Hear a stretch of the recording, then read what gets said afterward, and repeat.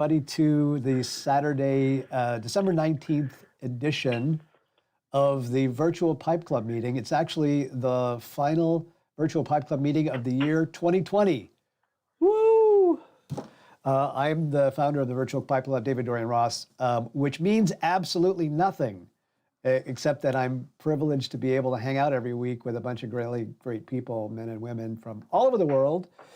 And typically we have a guest speaker, and today we are honored to have Mark, and no last name. He's like Cher. He's like Madonna, just has one name, Mark. Also known as the Bremen pipe smoker, a fabulous YouTuber. That's how I got to know him anyway, from his YouTube channel. Great storyteller, and has a lot of other interests. Always brings some kind of historical reference to his streams and his videos when he does his YouTube channel. So hopefully we can talk him into telling us some of those stories today. I'm going to, excuse me, change my view here so that, let me see if I can, I got to do this first here. So that now you'll see the people who are really important. And guys, this is why I had two cameras on. So when you watch the, when you see the whole Brady Bunch gallery, that's what everybody else out there in Streamland is seeing over there on YouTube and Facebook. And you get to see this part. So before we jump into introducing and welcoming our guest speaker, let's do what we always do and talk about what you're smoking today. Like what, and that weird infinite regression there will go away as soon as somebody else starts talking. So please, somebody else, tell me what you're smoking. I'll fix the weird regress. No worries. There we go. Hi guys. I'm smoking something that I think is pretty special because I'm smoking my first restored Kirsten. I bought it through Facebook from one of our club members, and I restored it a little while ago. It's a companion case. It's one of the older models, like 1960, something like that. And the thing I'm smoking it is a very local Dutch blend called Harvester. And I think about 100 tins of this were made, and a friend sent it to me as a gift. And yeah, I'm really looking forward to smoking it. It's lots of Virginia. It smells very sweet. It's super sticky, even though it's non-aromatic. So I'm very curious. I'll let you know how it tastes. Awesome. And by the way, nice to see you, man. Been missing you. Yeah, I'm sorry. I haven't been here for like 10 weeks, but trust me, I haven't forgotten about you guys, and I will be back for more. You know what happens when you're not here? We just talk about you behind your back. I know. So that's why I decided to come. I just couldn't stand it anymore. I was like, I need to set some of this stuff straight, and I'm gonna call in next week. Well, guys, just jump in. It's best if I don't say anything because you get that weird visual effect like 2001: A Space Odyssey. So just... Hey, guys. Okay, so today I'm smoking Bachelor X blend number 6 in this little KNP pipe. I'm still outside, though we have mild case of winter here in New York City. So everything is covered with snow, but it's supposed to melt tomorrow.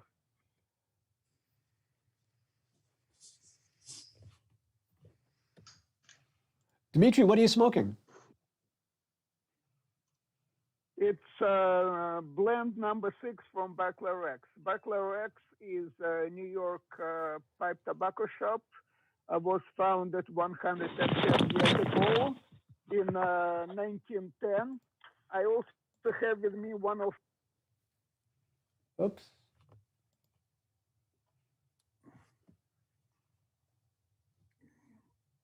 Dimitri, I lost your sound there. Okay, can you hear me now? There we go. Okay, I have this little Bachelor X pipe with me today. It was carved in 1950s by grandfather of Winnie, current owner of the Berkeley Rex.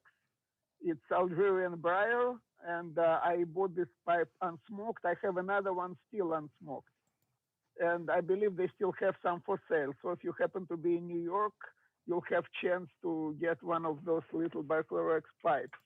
It's part of the history.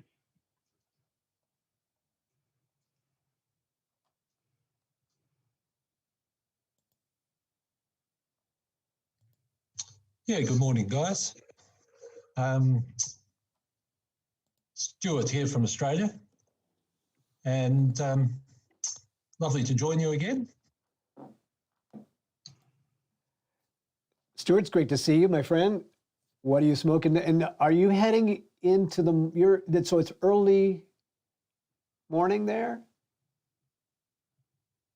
It is. It's just after 6 a.m., so a nice early start this morning.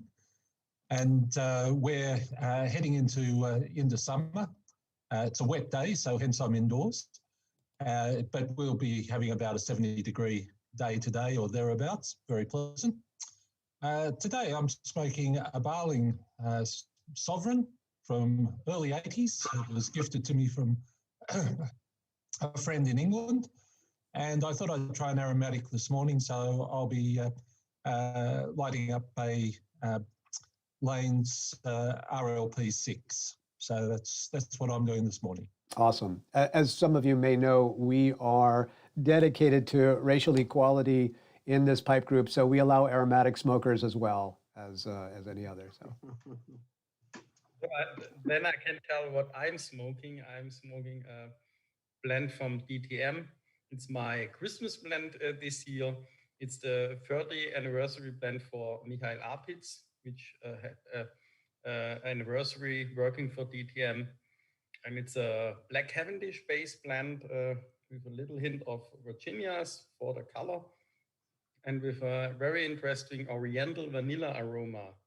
That's what they say. I like it. And what's the name of it again? It's the 30th anniversary blend. 30 Jahre im A. It's a little bit difficult. I put a link in the chat. Anybody smoking something that's like specifically a Christmas blend? Did you break out your Yuletide blends for? Oh, Ryan, what you got there? Oh, yes. Do that again. Yeah. Sorry, Golden Days of Yore. So I think you and I are twinning today. Yes, we are twinning today. That's brilliant, my friend. Not smoking any Christmassy things here. I've got pretty much my go-to blend, which is Sutliff's Old Professor. I like this blend because its aroma, both in the bag or tin, the pipe reminds me of what pipe shops used to be back in the 80s. I'm smoking this today in a Peterson that I bought probably 1985. And I really like Old Professor because that's kind of what I am these days, so it fits. I was going to say that seems like perfect for you, John. What's its makeup? I think it's got Virginia, it's got Oriental, it's got a lot of key in it, and I think a little Cavendish in the mix. Also, it's not an aromatic, but it has a relatively mild room note for something that it has an Oriental spin to it. Hey, David, can I interrupt you? Because I received a couple of people saying, hey, this is not on the virtual chat. Where is the link? So I just checked. Yeah, I know you put it on the Pipes, Smokers of America and the Pipes magazine as well, but on the virtual, it only says the conversation started, but not the Zoom link. Oh, really? Let me reach out. Okay, well, then talk amongst yourselves and I'll fix it. What I have done is like copy and send it to a couple of guys through Messenger and see if they can link it there. All right, well, I did just repost it, but I'll do it again. Thank So you.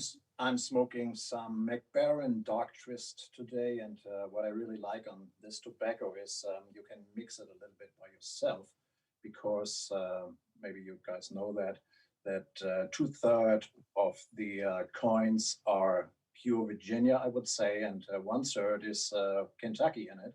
So, and if you are in the mood for Virginia, you take a little bit more coins from the Virginia, and otherwise a little bit more of the Kentucky, and that's what I really like. It's a nice idea. So, and I smoke it in a Peterson again, in my big bowl Peterson. It's a Sherlock Holmes. It's unfiltered with P-lip, and I can handle it. That's fantastic. Yeah, this year, probably first time in like last, I would say 6 or 7 years, I didn't open any McClellan Christmas cheer for Christmas, because usually I do it at Pipe Club meetings where I can share it with others. Unfortunately, internet technology doesn't let me to share my tobacco with you yet, so I'll save it for the next year.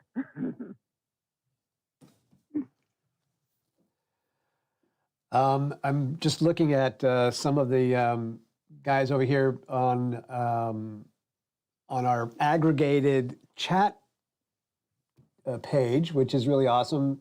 First of all, I want to welcome everybody who's coming in from YouTube and the Facebook page, and from, hopefully we'll get a couple people from Twitch today, because Twitch is a brand new channel that we're on just for the first time.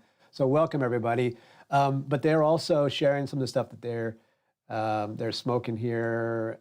Smoking some, oh, Joseph's there. Hey, Joseph. Joseph Arrigo says, smoking some McClellan Holiday Spirit 2017.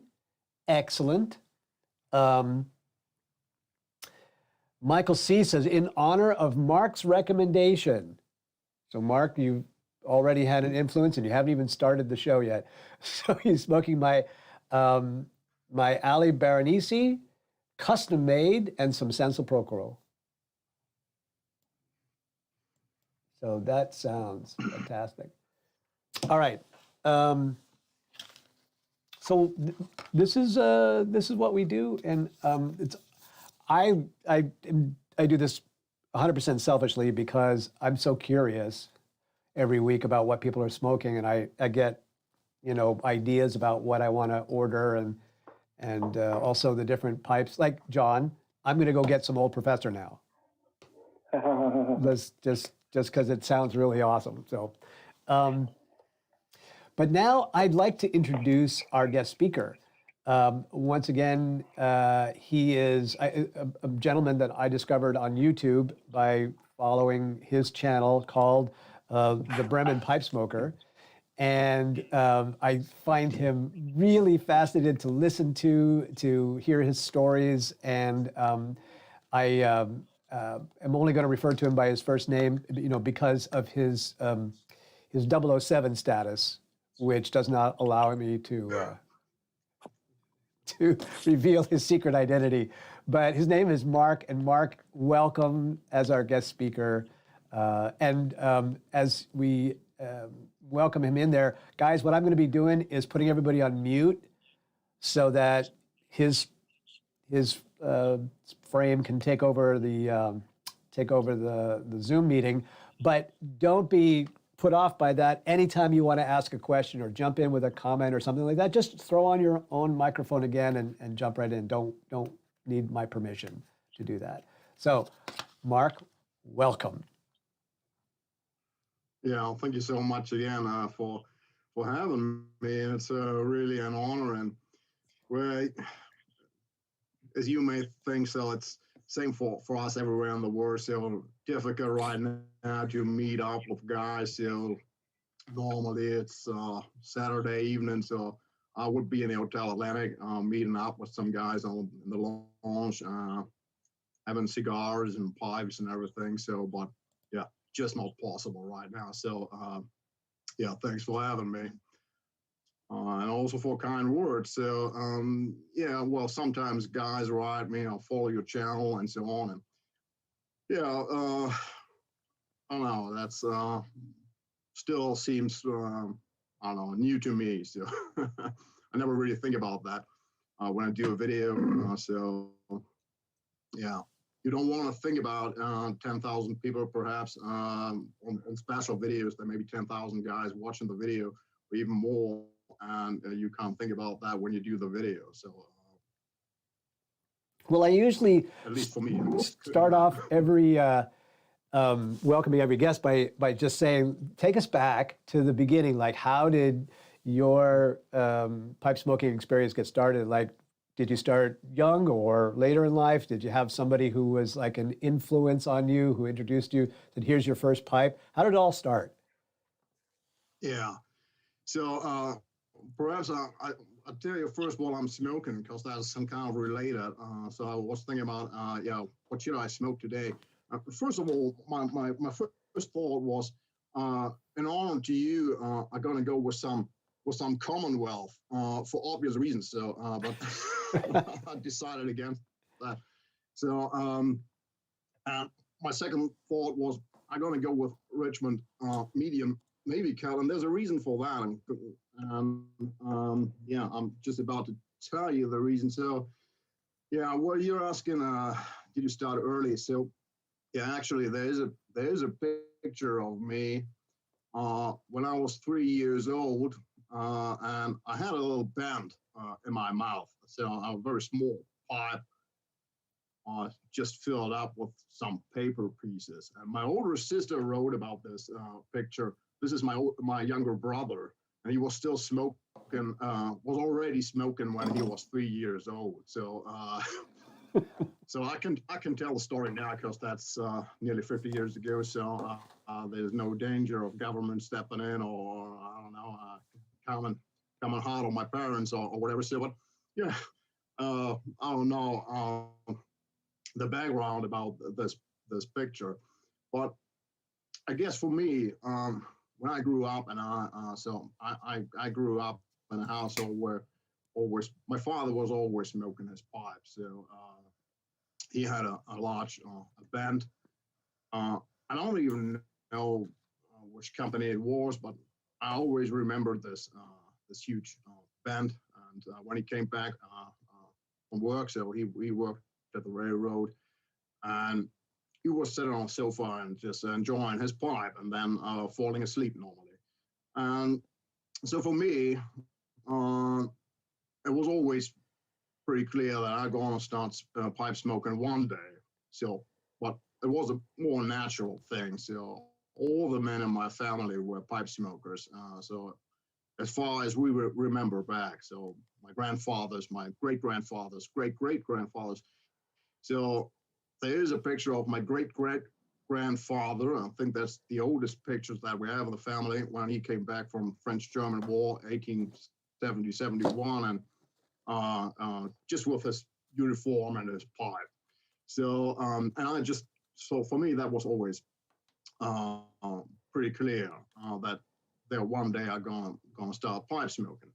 So, and then when did I actually start? So I had this little band, and that was always filled with some paper pieces. My father actually found that pipe again in a cupboard some years ago in a box, and there were still these little paper pieces in this pipe. And yeah, I actually started when so one day I got the letter from the government to come in, join the army.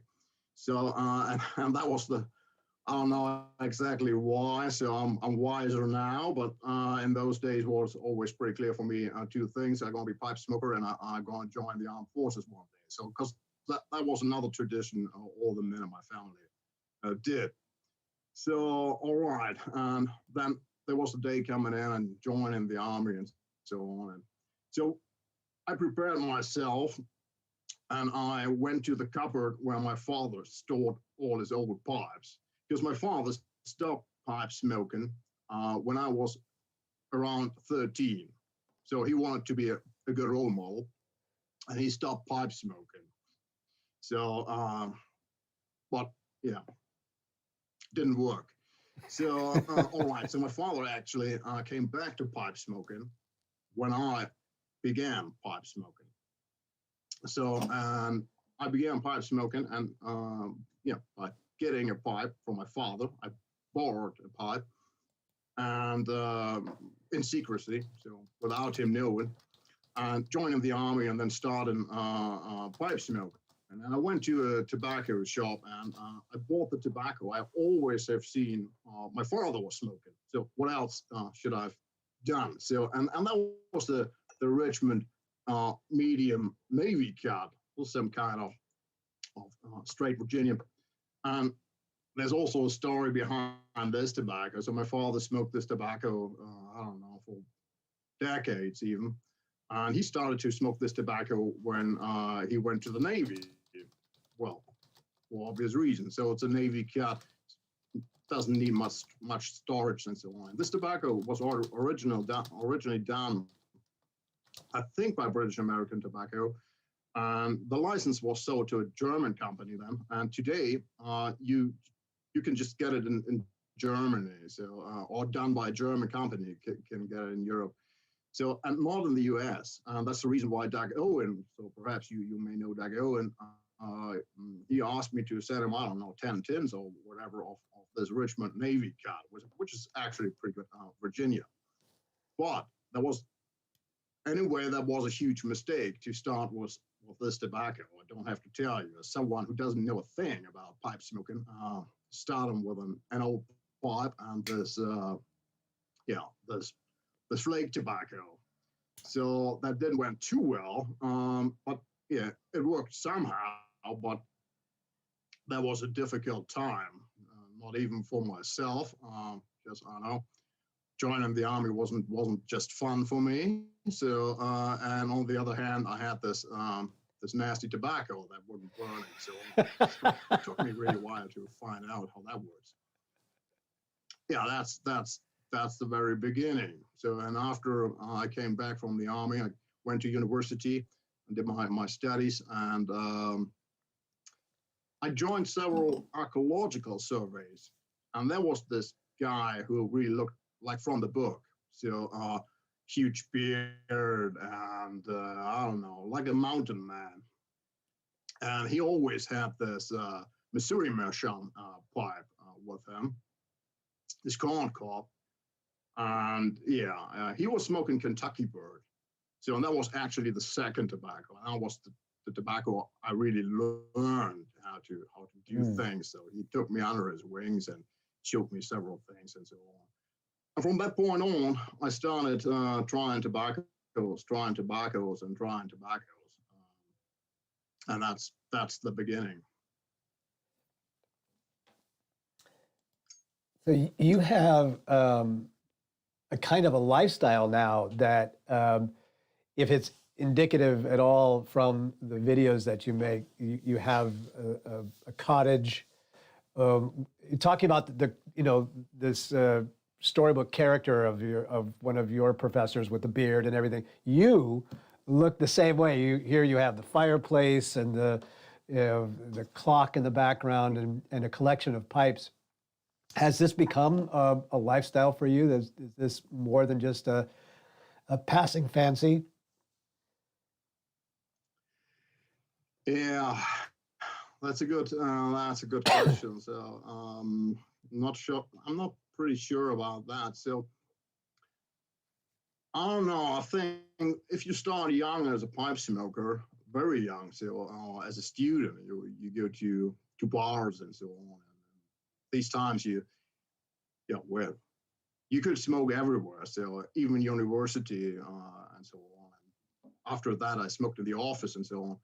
So times were different then, but I think if you're not up for being different to the other people, so well, it's hard to be a pipe smoker then if you, I don't know, 20 years old and you start pipe smoking as the only guy in the whole university. So so I don't know.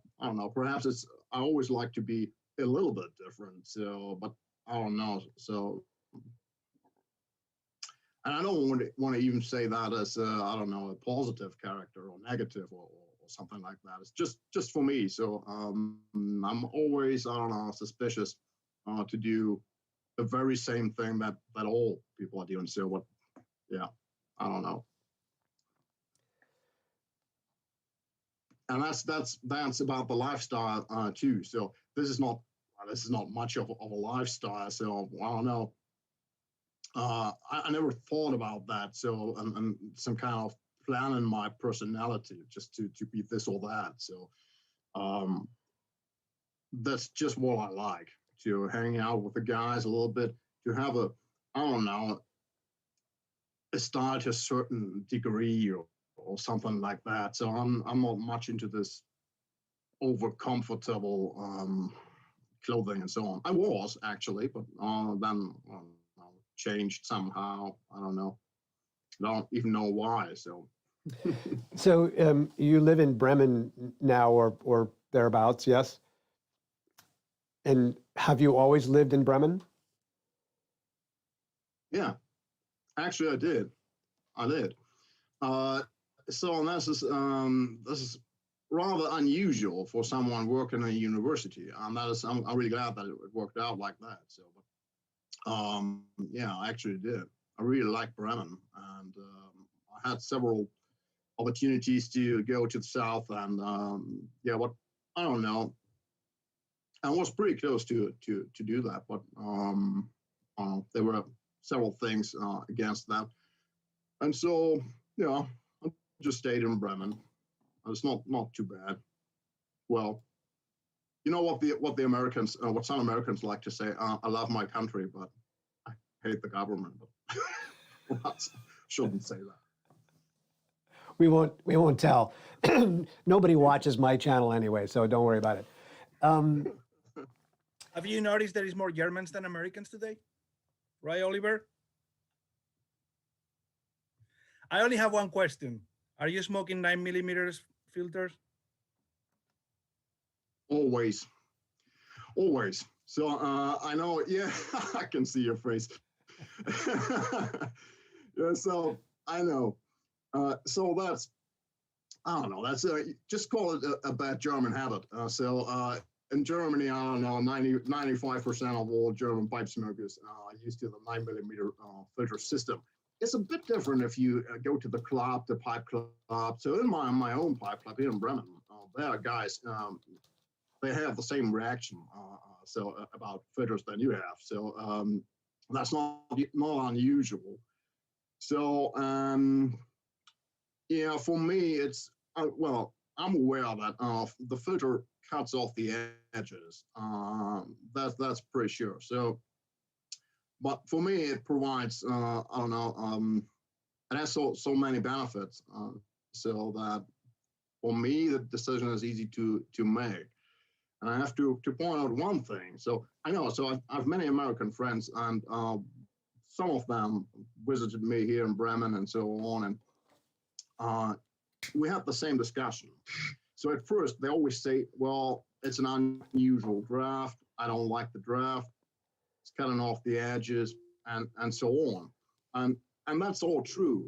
So, but after a while, so, and that's not too long. So after a short while, I've never seen somebody coming back to non-filter pipe. So that's for Grandpa Cavendish, for example, or Joshua in the Woods, or Kent Leathernet Piper. So, yeah, I don't know. I'm smoking unfiltered sometimes myself. So if that's about a corn cup or something. So, but in all other cases, I prefer 9mm active charcoal.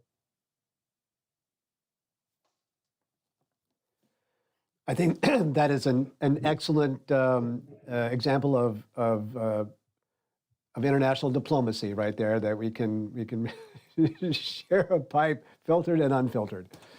But let me take this opportunity to pause for a second and just see if anybody's got questions they want to jump in and talk to Mark about. And once again, do just like David did and just throw your microphone on and shout it out there. And I'm going to be watching over there, guys over there on YouTube. We have already got 65 people who are watching over there on YouTube, which is fantastic.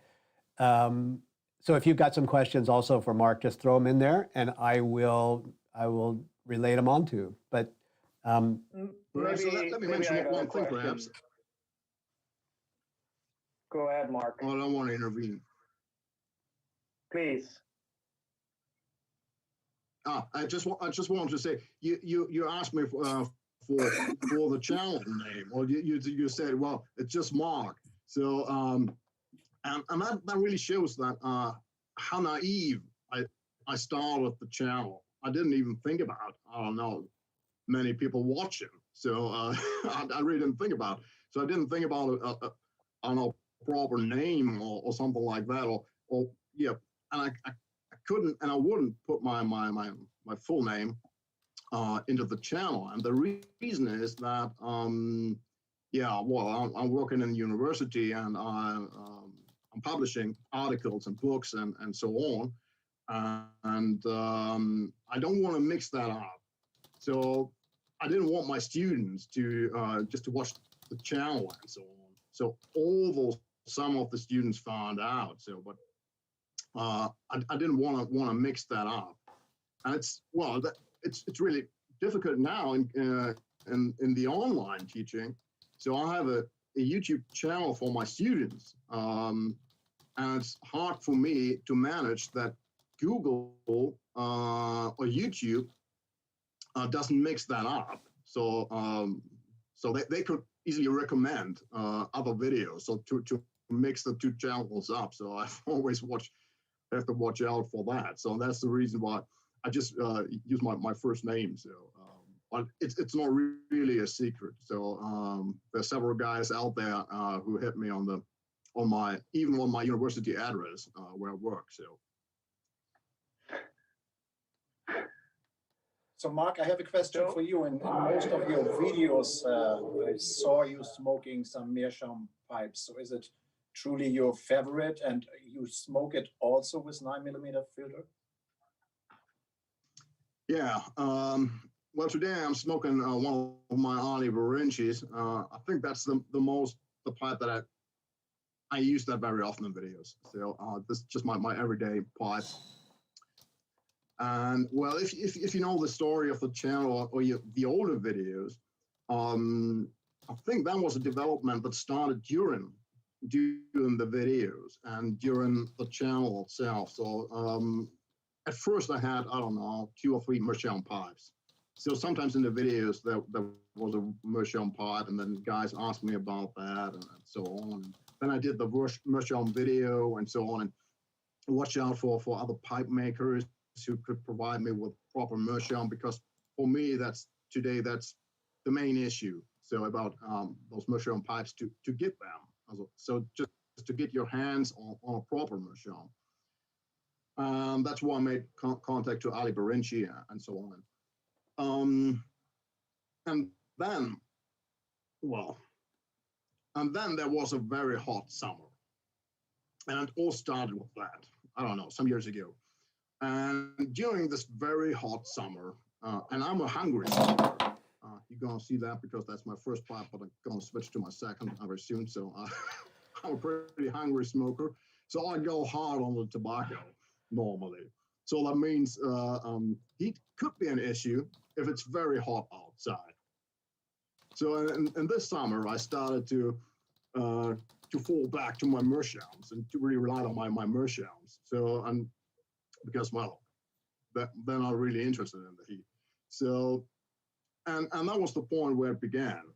And from today, I have I don't want to say huge collection. I have a small collection of non-meerschaum pipes, but but it's precious to me. So some very nice Italian pipes, Jacopo and others. So and I really like them. I like the shape. I like to hold them. And sometimes I smoke one of them, and during the smoke, I always think, why didn't you take a meerschaum?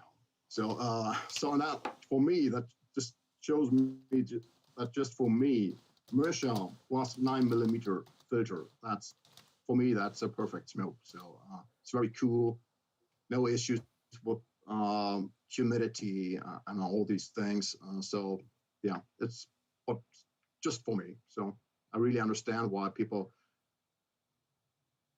prefer non-meerschaums or briar pipes and so on. Now, I have a bunch of other pipes and I use them sometimes, but just sometimes.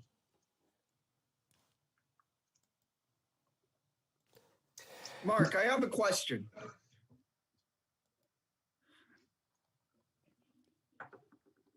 Alexi, just go right ahead, bro. Just go right ahead and shout it out.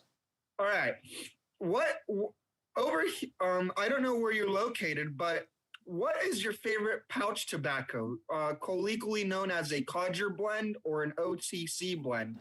I just wanted to know because most people don't favor those because of the quality and stuff, but what's your take on OTC blends and codger blends that are found in drugstores and in places like that? Yeah. First part of the question, very funny.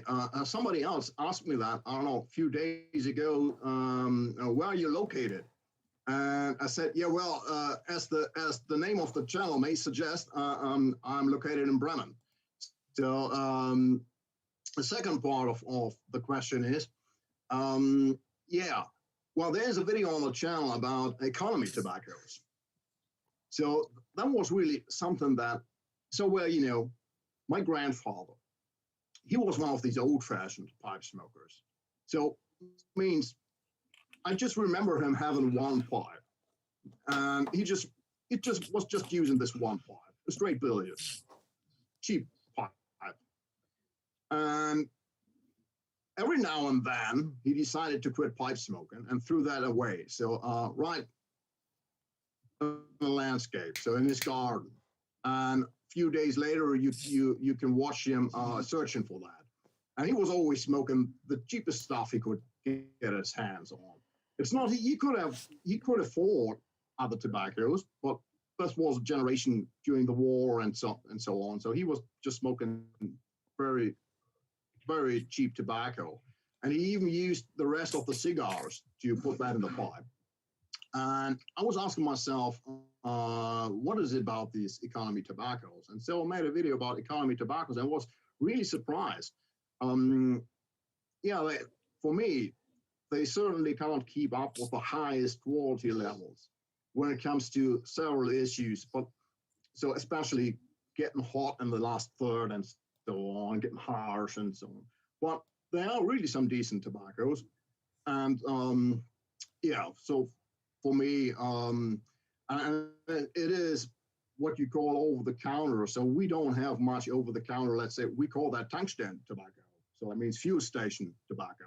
That's what we call that. And there are not many blends left here from Partial Group and other groups. But there's not much I would prefer. But if you go for, let's say, a Mcbear mixture, but I don't know if that's still already OTC, but that would be something, well, there is fine quality, especially if you don't go for the complicated tobaccos. Let's say you go for straight Virginia or something. There's decent stuff out there, even over the counter.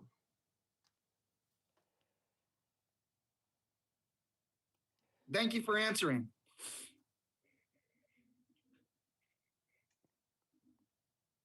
What else, you guys? Any other questions? I've got a couple of questions over here from the chat group. So this is a question I was going to ask anyway, but since it came up from the other group, I'm going to ask it.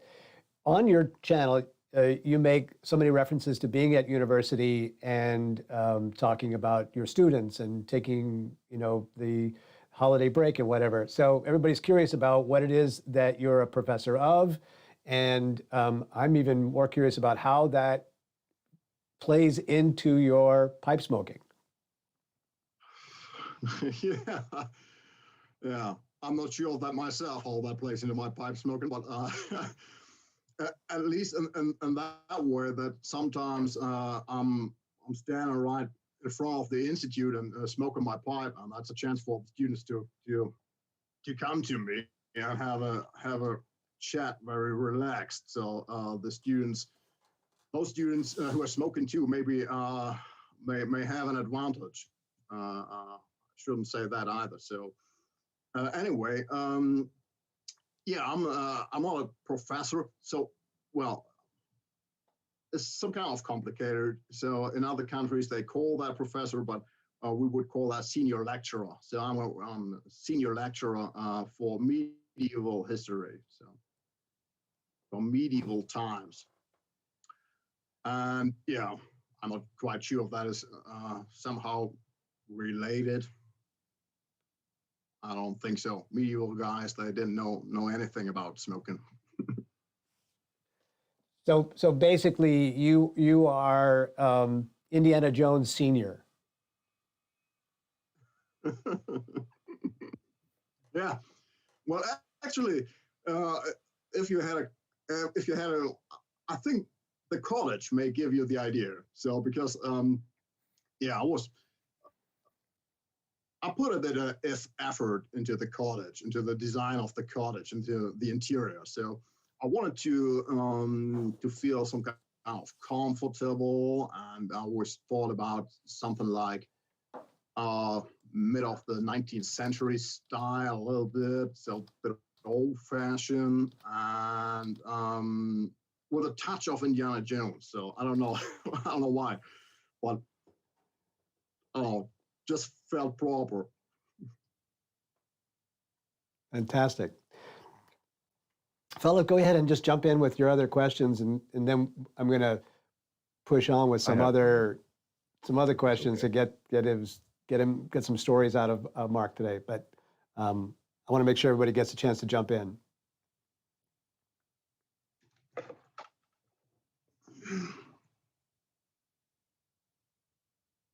So I maybe have a question. I've asked this to a few guest speakers, but especially you being involved as a historian, this may be an interesting question for you.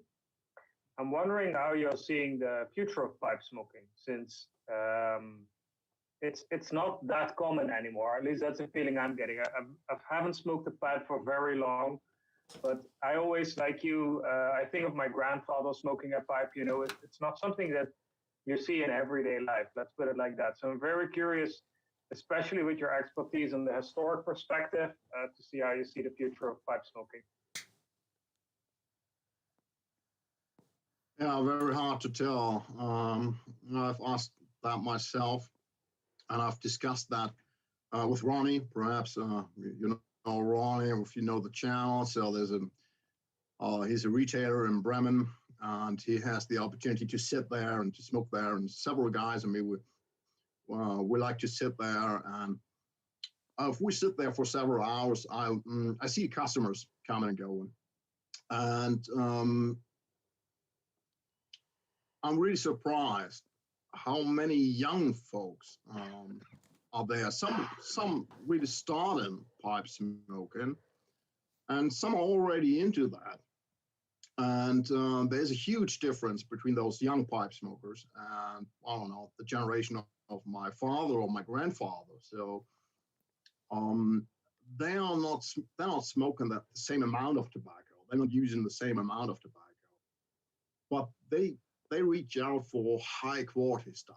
I've never seen one of those very young pipe smokers reaching out for cheap tobacco. So they normally go for something now, some fancy stuff. So some Samuel Gillett or whatever. So whatever they can find, and they don't fear the price. So they're really going into that. And I had the same discussion with Michael Uppitz from Dun Tobacco and some other blenders, and yeah, and even a representative from Scandinavian Tobacco Group. And yeah, I told him, you won't survive with this huge amounts of cheap tobaccos. So I don't think there's really much of a future in that, because I think this group, pipe smokers, smoking economy tobaccos in large amounts, it will always be there, but it will decline. This group will get smaller and smaller. but there's still room for high quality pipe tobaccos, high quality pipes.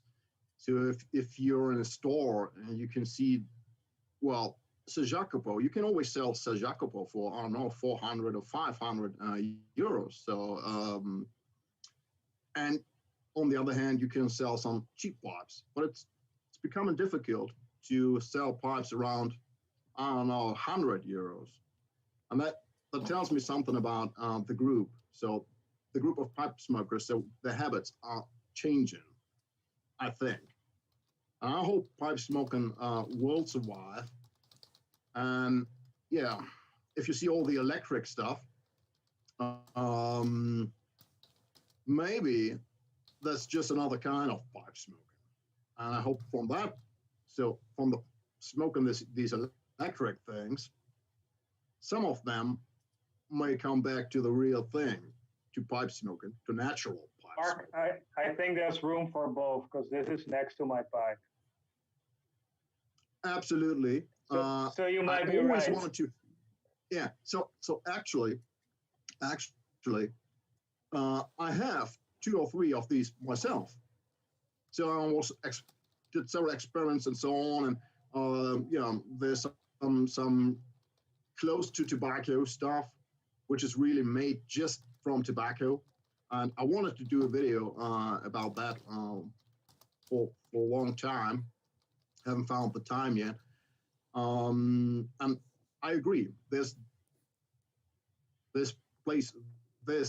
enough room for both things. So sometimes I use it in the car, but actually I even smoke my rear pipe in the car. So. Mark, I have a couple of questions that coming up over on the YouTube group that I said I would pass along. Let me see if I can find it. Paul wants to know, in some of your videos from a while ago, you were sharing about experimenting with growing your own tobaccos and pressing your own tobaccos.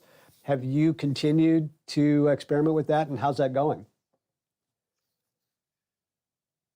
Yeah, you just hit my weak point. I feel bad about that. So I haven't come up with a video about that so far.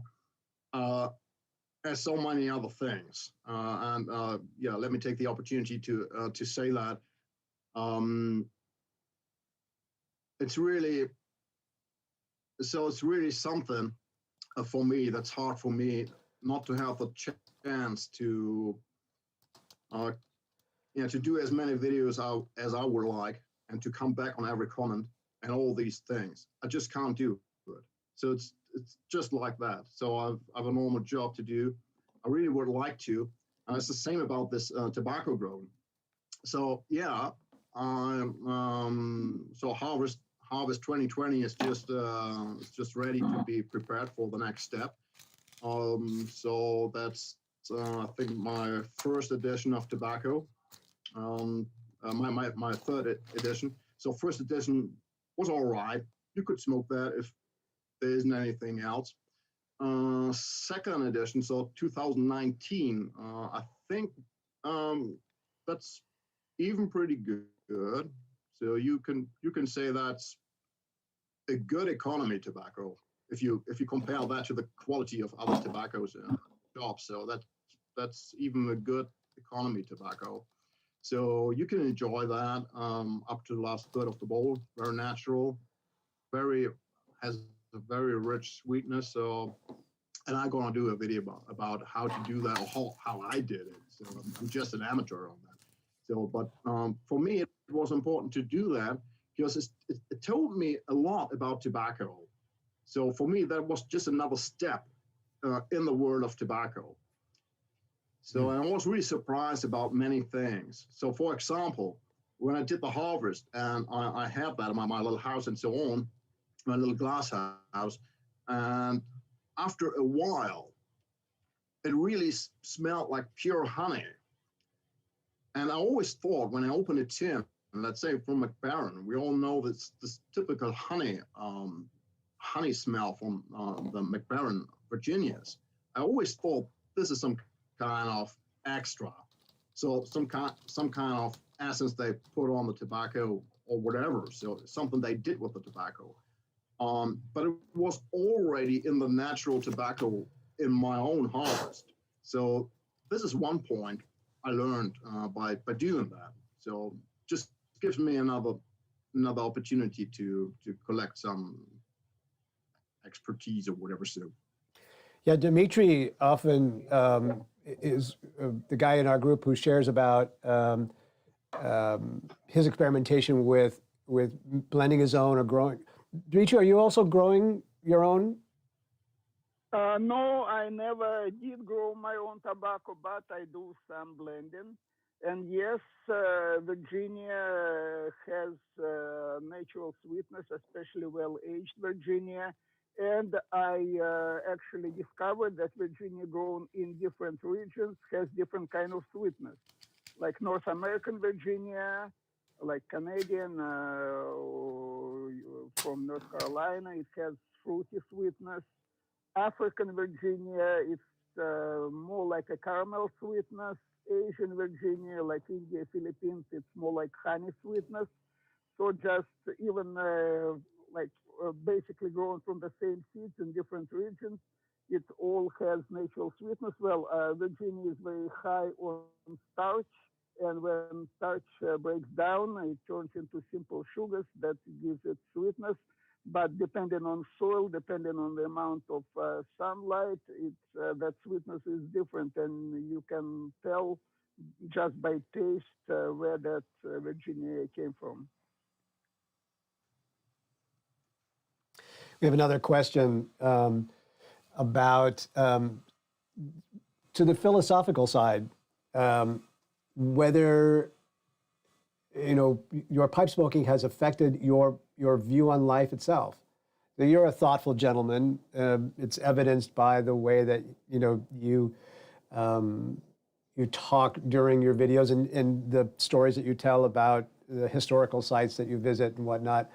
I'm curious about, just like Joseph was over here on YouTube, whether this has influenced your outlook on life.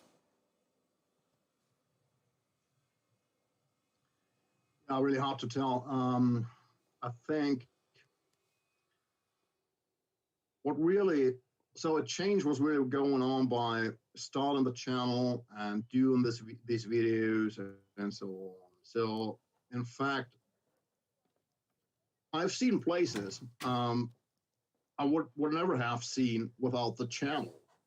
So because there are many places I don't know. I've never been there before.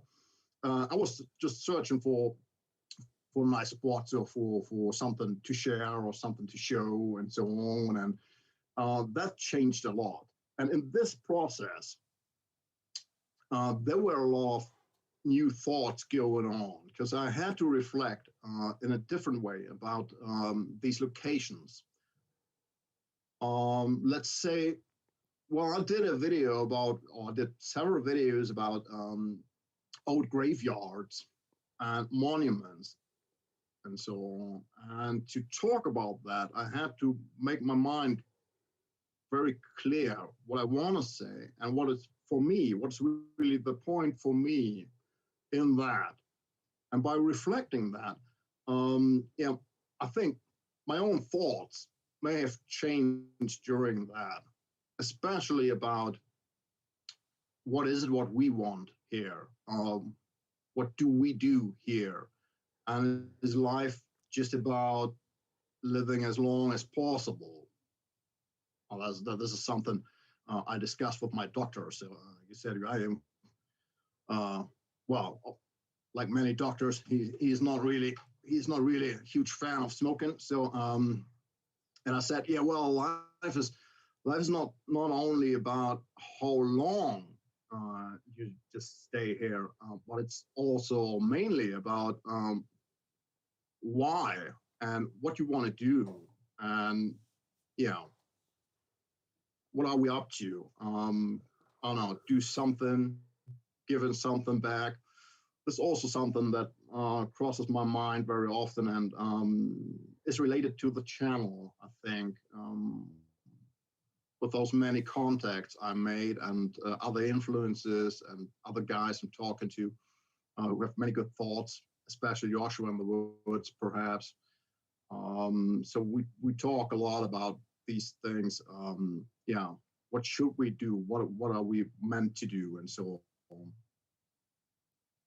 That's awesome. That's really.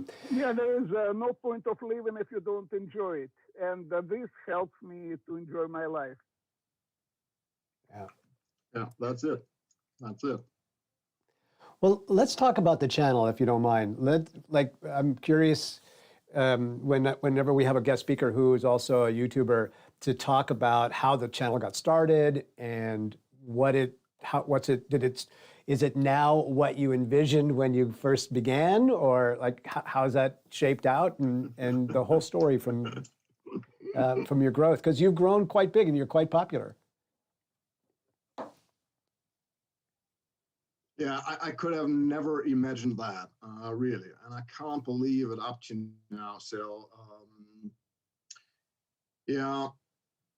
So when I started the channel, there were several different motivations that drove me to do that. So one thing, so I already had several role models. So when it comes to the channel, but that changed very quickly when I found something for myself to do on the channel. So John, of course, he was some kind of role model, but he was up too high, so he was always some kind of father of the community, and I can't really tell how great the loss really is, so or how huge that is. So losing him for the YTPC, and then there was Tom, of course. I really like Tom, and yeah. And my thought was, when I watched all the videos, I thought,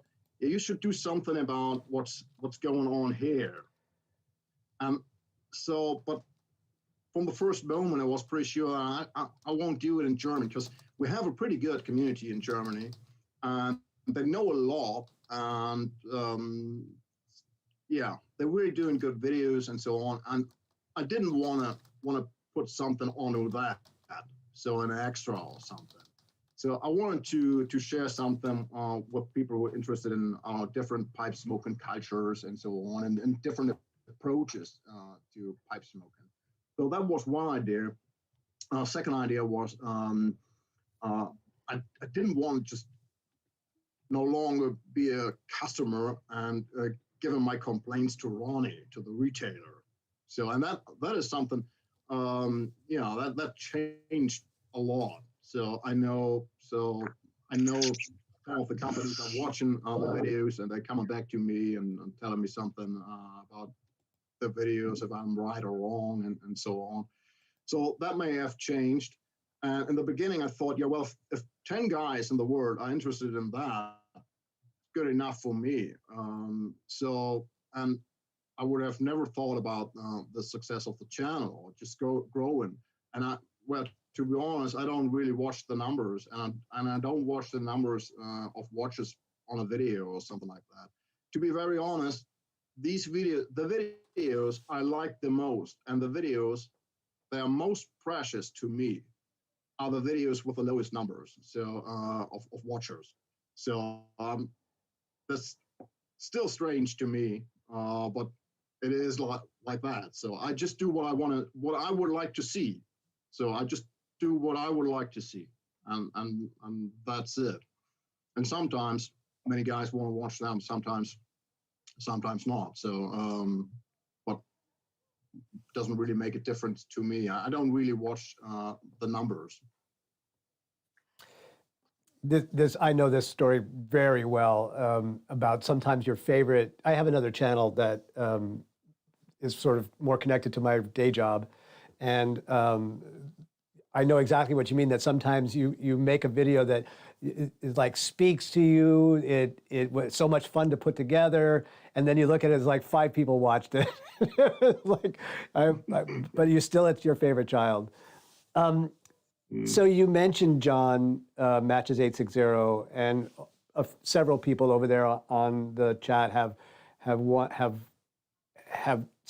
expressed that they felt that your tribute to John after his passing was very moving, and they thought that it was really a wonderful statement. I'm wondering who else you watch. Like, that's also a question that came up from the YouTube group. Like, so who are some of your other favorite YouTubers? Yeah. So first of all, well, the video about John was really, I don't know, the most difficult video I did. And I did it not so much for myself. I really felt in the community, I really felt the need in the community that I had to say something to what happened. And I think that was for all the, I don't want to say major channels, but all the channels, let's say with more than 2,000 or 3,000 subscribers. I really felt the need to have a position to that, or to, I don't know, to say something about that. It was really a difficult video for me. And I thought about that for a while. What would John like, and so on. And I'm very glad that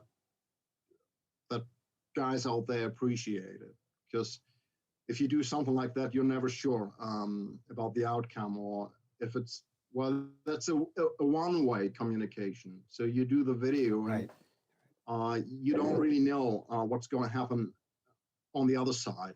So is it proper or not, and so on. I'm really, really glad about the outcome.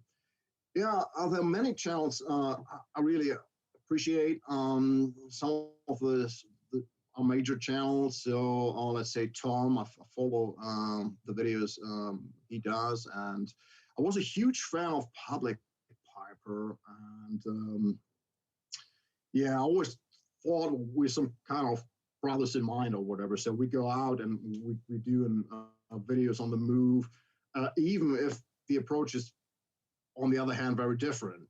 Because Public did a video about cutting his video and how much effort he does into the cutting. So, and how excellent this is really done, and how much effort he puts into that. So nowadays, I put a lot of effort in my videos too. That's one of the reasons why I can't come up every day or every few days with a video, but in a different way. So, yeah. So Public did really an excellent cutting, and those were perfect videos. And the other thing is that he had a certain kind of describing the taste of tobacco. I never found that. And this is something I just can't do that. I don't know, perhaps I'm rather a simple guy when it comes to pipe smoking, I guess. So I always point out, I can't tell you more than, I don't know, 4 or 5 different things about the tobacco. So when it comes to the taste, so I can't do 20 different tastes in tobacco. That's probably just me. So I watch a few channels, but the strange thing is, the more the channel grows, and that's for all pipe presenters, the more the channel grows, the less time you have to follow other channels. That's the unfortunate fact. So in my first years, I watched really far more videos than I do today. Today, normally, most of the videos I see are in preparation for an own video. So I have to know what other guys think about this tobacco, what other guys already told about this tobacco, and so on. And most videos I watch during the period of preparation for a new video. Interesting.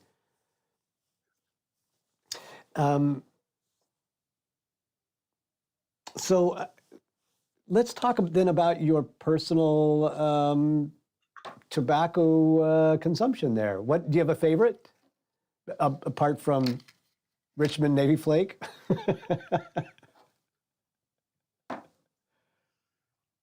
Yeah. Well, yesterday I thought, well, this question might pop up. And what you gonna say if somebody's asking, what is your favorite tobacco? So, I can't really tell. So right now, I always have about, I don't know, around 150 open tins. So I'm the kind of guy reaching out for the stuff that just fits the situation. So and I have everyday go-tos, but they change. Normally, I have an everyday go-to for half a year or a year, and then it just changes, and I go to another tobacco. So let's say I like to start the day with a Virginia blend, that may be golden sliced, for example. I really love golden slice. Golden slice is one of my everyday go-tos, or always coming back to golden slice after a while. So very decent, very simple, on a very high quality, I guess. So same for Capson Yellow or something like that. And that's for the morning, let's say. In the afternoon, I like to have something a bit stronger. So right now, I really like the Mcbear Spun Cup. Something really got me into that. I still like Three Nuns, the original Three Nuns, but also the green version. These are tobaccos always at hand for me. And yeah, during the evening, so I go for some horror stuff. So I don't know, something with a proper portion of Kentucky. So I really love the Kentucky. Go into something with Kentucky, I don't know, Navigator or something like that. That could be good for the evening for me. So I'm not much into the Latakia, which you can really tell if you watch the channel. So they're really just few Latakia tobaccos. And I don't know, there's something, I don't know, there's something wrong with me, I guess. So I always try to come to the Latakia and to appreciate that and so on, because I know so many guys I appreciate do. So there must be something to it. And there are some Latakia tobaccos I like, but just Latakia tobaccos with a, I don't know, very slightly note of Latakia. In all other cases, I don't know, I'm feel some kind of overwhelmed by that, or I normally don't smoke that up to the end. So I just smoke, I don't know, 60%, 70%, and I think after that I change and smoke something else. So that's you're in good company. When we had Tom Eltang on the channel, he said after all these years, he almost exclusively smokes Golden Slice, just like nothing else. Like that's just it. But I'm curious now. The thought came up as you were describing that, having a channel that you have to continue to create content for. Has that pushed you to try new tobaccos? Have you been introduced to stuff that you might not normally have tried before? And what have you found? Yeah, absolutely. So the channel really changed a lot for me. I've never thought about that before doing the channel, that could change something to my pipe smoking or to myself or whatever. So the channel really came for me with many surprises. And first of all, was to meet the community and to meet them on a virtual world, but also in person. So I think over the years, I had at least half a dozen of Americans visiting me, and Europeans too, visiting me. And we sit down at Ronnie's place and smoking our pipes and having discussion and so on. That was really, that changed a lot. And then over this friendship, getting my hands on tobaccos, I would never have had a chance to try them. So I think meanwhile, I don't know, I tried around, 300 to 400 different American tobaccos. So yeah, all the Cornell and Deal and GLMPs and Boswells and so on. And that was really a completely a new world for me. So yeah, in different views. So how they approach the tobacco, how they do the mixing, how they handle that, and how they, what is they're thinking about tobacco. And I think about this a lot.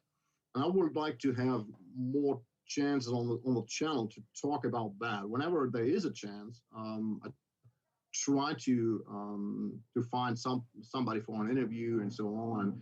And this is something that's really interesting for me. The different approach to tobacco and what is it about tobacco. And that begins already with a tin. Well, look at the tins. So the European tins and the American tins, and why is it that we use different tins? And there's something to it. So some European tins normally are vacuumized. The American tins are very often not vacuumized. And there's a discussion about the aging process. Is it better with, without vacuumizing? So yeah, that's a very new world for me when I started the channel, and I don't want to miss that. I'm Mark. This is Jim here. I'm in Fort Lauderdale, Florida, and I've watched your videos, and several of them you were behind the counter. It looked like a brick and mortar, and at first I thought that you were one of the owners or one of those that owned a brick and mortar there. Yeah, you did a lot of reviews of tobaccos and pipes, especially. Are you affiliated with some of those shops, and what's the status of the brick and mortars there where you are? Because here in the Miami and Fort Lauderdale, West Palm Beach area, we have no brick and mortars anymore. They're all gone. So I was just curious to know a little more about what I was seeing there in your shop or the shop you were affiliated with. Is that part of yours, or is that just a place you frequent often? Mm-hmm. Oh, that's so especially in several videos you see Ronnie's place. So Ronnie's place, Ronnie's place, that's not even the real name of the shop, but the real name is too complicated to tell on the channel every once in a while. So this is Roland of Bremen Pipes and Cigars or something. So I can't even really remember properly. So, but now me and all my friends, we just call that Ronnie's place. So, and this is the finest shop. So and for him, there is not so much of a problem. And that's because he's the finest shop. So everyone who is really into that pipe smoking has to go to this shop. So the problem is more with the small retailers. And those stores, they're not specialized in pipes and so on. And for them, it's very difficult, a very difficult situation. So I see that on the shelves of these smaller shops, you see less and less pipe tobacco and less pipes and more other stuff, technical equipment or whatever you can sell in the store. And the situation is, I don't want to say it's dramatic, but it's getting more and more difficult. On the other hand, Germany at that point is different to other regions, even in Europe. So when you go to France, for example, or even Netherlands, it's much harder to find a proper shop if you watch out for some supply for some tobacco or pipes or whatever.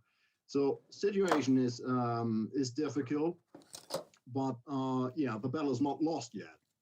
So I hear that from many friends in the US. They say, well, 100 miles around, no shop. So I hear that very often. So I think the situation is a bit different still, except for places like Doug Owen. So Doug Owen, and where he's the owner of Cargo Hole in Polsbo, and for him it's the same as it is here for Ronnie. He's very specialized. He has a very fine small shop, high price. So that it seems to work still. Hey, Mark, I've got a question for you. I really enjoyed your video when you were talking about Peter Heinrich's Dark Strong and his Golden Slice versus Orlick's Golden Slice and Orlick's Dark Strong. I like both of them, and of course, I can't really tell that much difference between them. I think you did point out there was some difference, but to me, for example, the Dark Strong looked like it was the stuff that didn't come out in a nice flake, and it fell on the floor, and they decided to put it in another tin. And yet the Golden Slice, that's pretty much in the long strip, like you get when you get a Orlick 3.5 ounce tin of Golden Slice. Do you think those are the same acre? Yeah, in this video, you mentioned, I was talking about different versions of this, what Peter Heinrich calls Dark Strong. I think that's what he calls it. And that's originally it's done by Orlick. And and we have, interesting point is that in Germany, we don't have the Orlick original tin. We just have the Peter Heinrich version and another version that's sold by HU Tobacco. And so my question in the video was, is it the same? Does it come from the same barrel? So now, and I spoke to many retailers meanwhile and so on, and I'm absolutely sure it comes from the same barrel. And it is, as you mentioned, it's just the packing is different. So different companies pack them, these tobaccos for themselves. And so Orlick, for me, Orlick is always a company is packing very carefully. So normally if you open the tin, the tobacco is it's all right, and it's carefully done. And if you have a Peter Heinrich, you just have this huge barrel-like thing. So you can shake that, then it's, yeah, well. And so for me, it's not much of a difference because I rub that out. So, but for many pipe smokers, I know there's an aesthetic approach, and they don't like the tobacco to be broken before they even open the tin. So there is a difference, if you want to say so. Did you ever have his curly, Peter Heinrich's curly? Forget how it went. Curly block. Well, no, it wasn't. It was just little curls, little coins. Curly little coins. Yeah, Peter Heinrich. I can't really tell. Peter Heinrich has so many tobaccos. This is a huge range of Peter Heinrich tobaccos.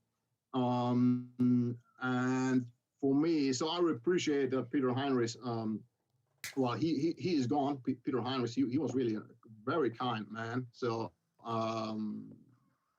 he did a lot for the community and also for the pipe smoking community in Germany, for the pipe clubs and so on. He's now gone, but the shop still exists, and they have a really huge variety of tobaccos. And I'm not so much into that because most of them, so what he offers, well, I'm not absolutely sure, but most of them, they are copies or made for Peter Heinrich by Kohlhauser and so on. And I don't talk about the Peter Heinrich tobaccos too often because I think those tobaccos, those store-related tobaccos, or those are shop-related tobaccos because they relate to the Peter Heinrich shop.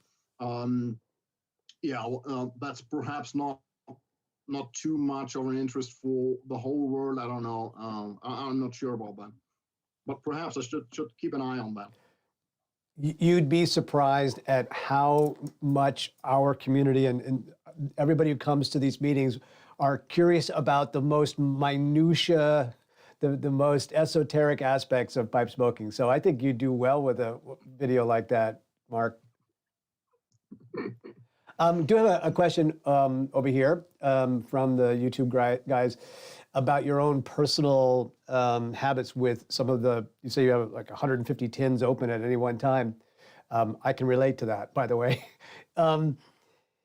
It wants to know if you just keep everything open or if there's a process that you have for cellaring. Do you, for age, do you choose out certain tobaccos to cellar for age, or do you have a system for that? Yeah, if you want to call it a system. I have actually I have 3 moving boxes, quite huge moving boxes in the cottage in the hidden room. You can sometimes see in the back, and that's where the treasure is. So yeah, so it's not much of a system. Every time I got tobaccos or so, normally I don't sell tobaccos. I can get my hands on here in Germany. I don't know why, but I normally don't do it. Perhaps I should, but I don't know. I spend so much money on tobacco, so perhaps I can't afford to go the extra mile or spend the extra cent on some more tins just to sell that.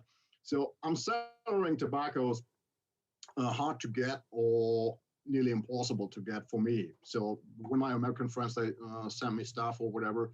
So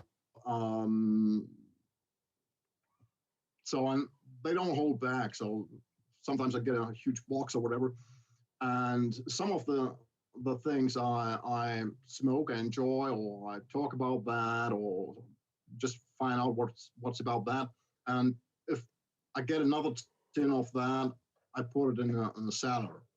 And there's some tobaccos, I don't know, let's say they leave in the market, or I know they leave in the market, I put that down the cellar.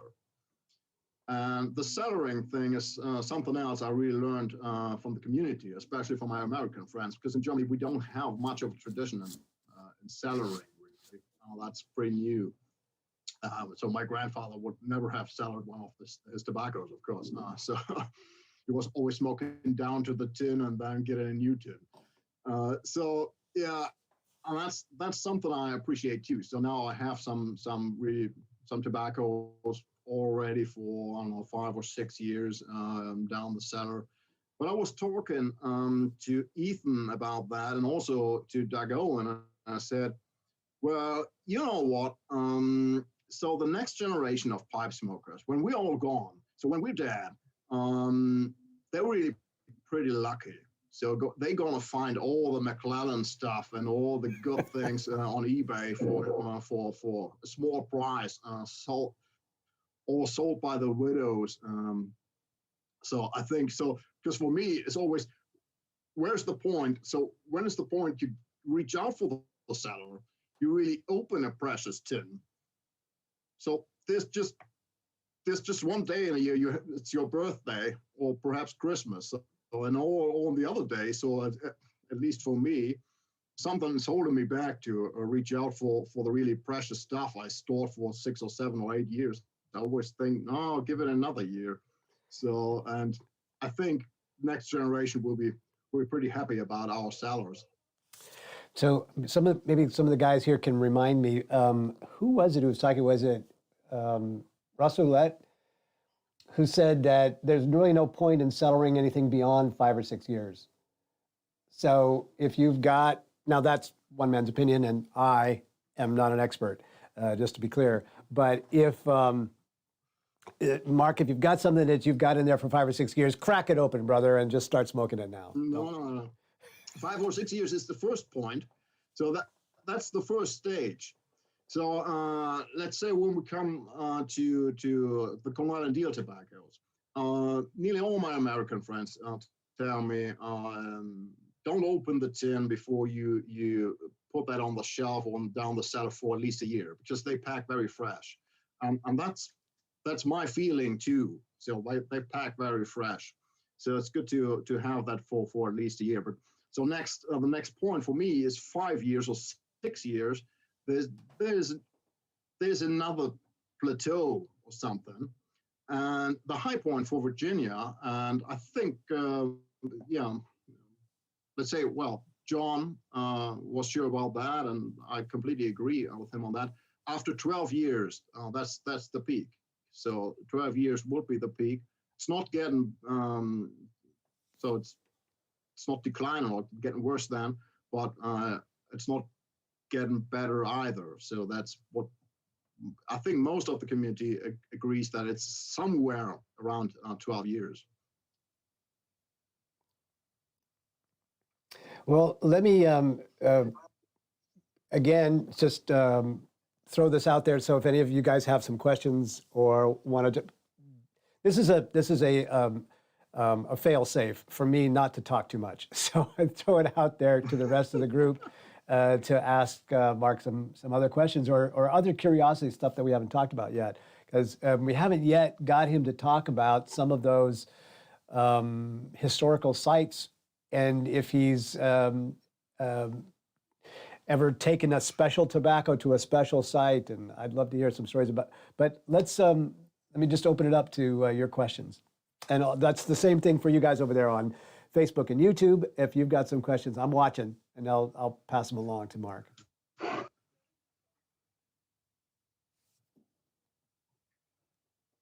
Mark, I have a question for you about some of your videos on the harbor locations. I know you've done several over the years. Some of us, including me, may have a connection in terms of immigration to Bremerhaven. That's where my German, my Bavarian ancestors came through that port. Have you ever done one on immigration, emigration from Germany to the U.S.? No, I haven't so far, but there is a location, and that is in my mind for quite a while. So we have in Bremerhaven. So Bremen is a state and a city, and there's the city of Bremen and the state of Bremen.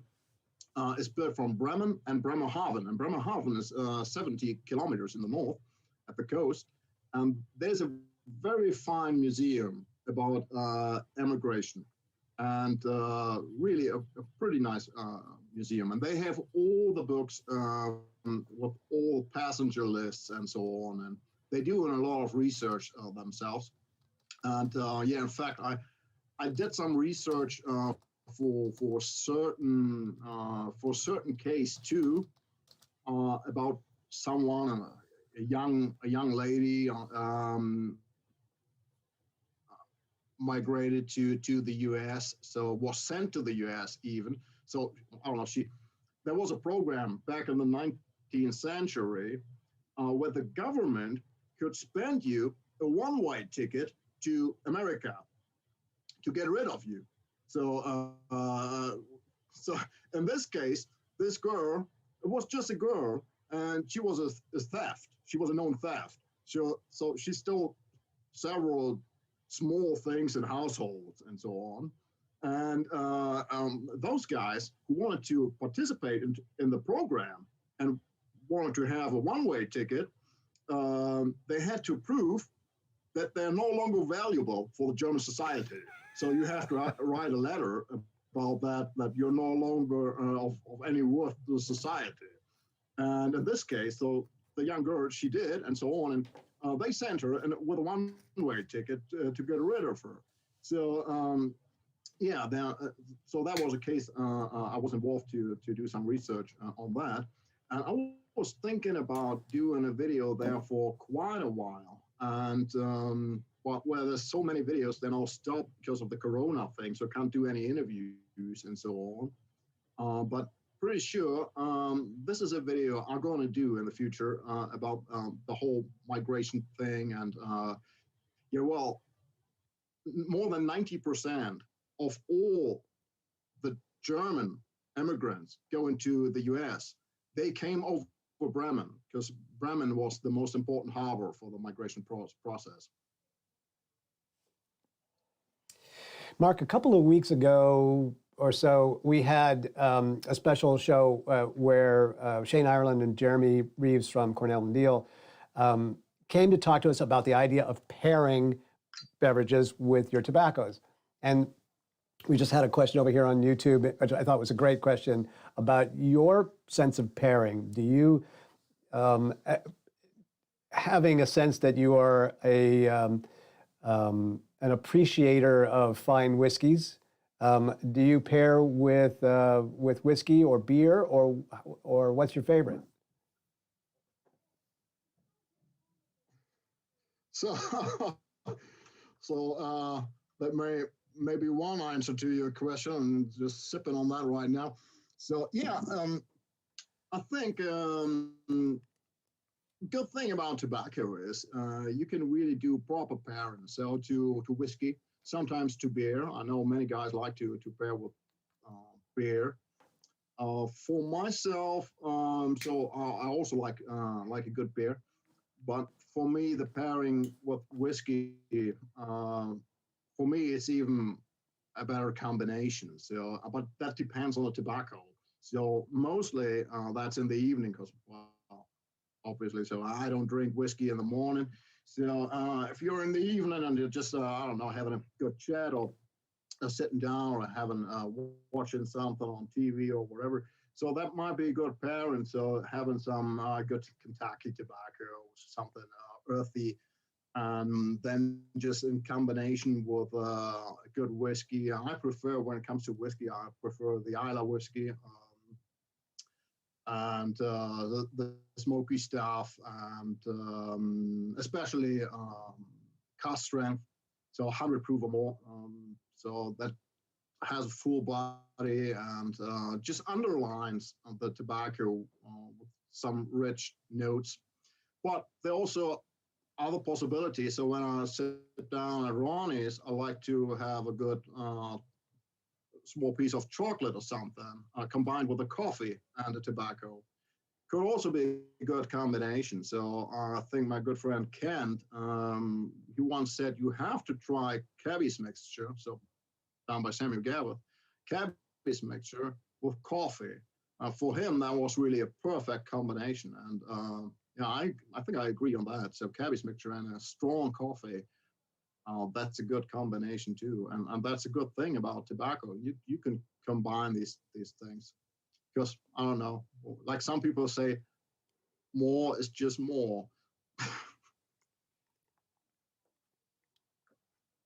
I'm not into alcohol, but I use a lot of hot chocolate when I'm smoking a pipe. Tastes pretty good. Yeah, that's a good idea. Good combination, of course. With marshmallows. With Mark, marshmallows. Never tried that. I don't know if this is a beverage that you guys get. This just is showing off my ignorance about international trade. Do you know what Dr. Pepper is? Have you ever? That's Coca-Cola. Well, I'm not going to put my foot in it by. It's it's in the neighborhood of Coca-Cola. So Dr. Pepper came up in our show about pairings as a beverage that you could heat up, that a lot of people, like especially in the South, make hot Dr. Pepper. And I was curious whether you'd ever tried hot Dr. Pepper before. And if not, they were talking about that might be a really appropriate beverage to pair with pipe smoking. It is.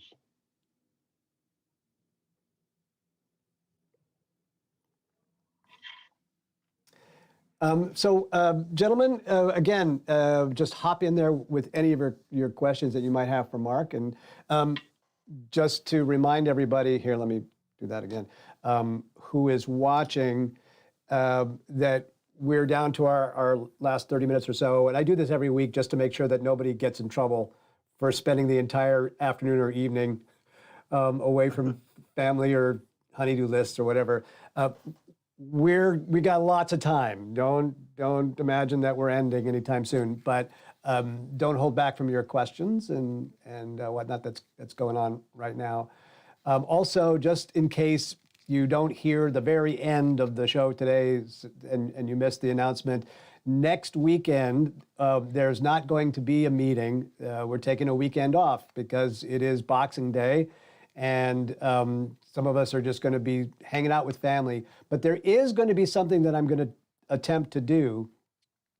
And in case you want something to do while you're escaping from the rest of the family and having a pipe full, and that is to do a 24-hour live stream of the old shows, the old meetings that we've done. So I'm going to put this on a continuous loop and have it play.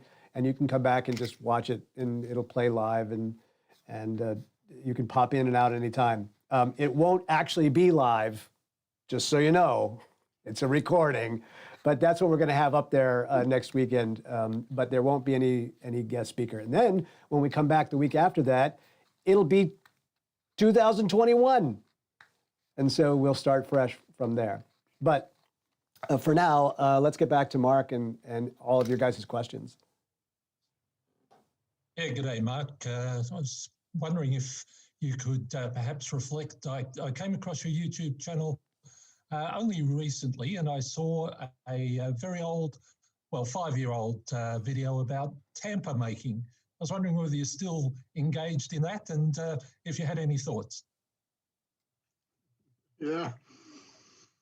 Yeah, actually, yeah, this is one of these tempers, so I use it for myself.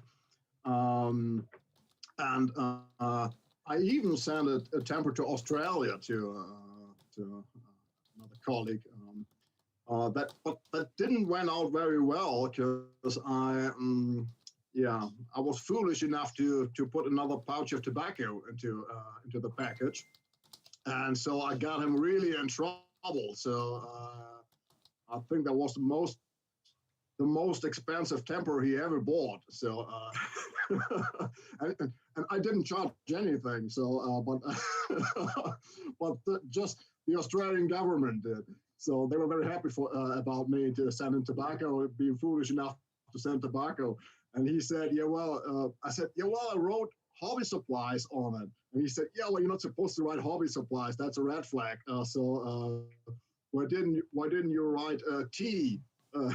So yeah, so I'm still so I don't have much time for temper making yet. So but perhaps so the video about temper making, this is a difficult road because I don't know if I would do this video again because you can't imagine how many guys write to me. I want to purchase a temper. Can you send me a temper? And I really thought on one hand I appreciated that. So, but I just don't have any tempers, and I'm not a temper company. So sometimes there was several guys in the community. They have a temper because I send them a temper. So I normally comes as a gift.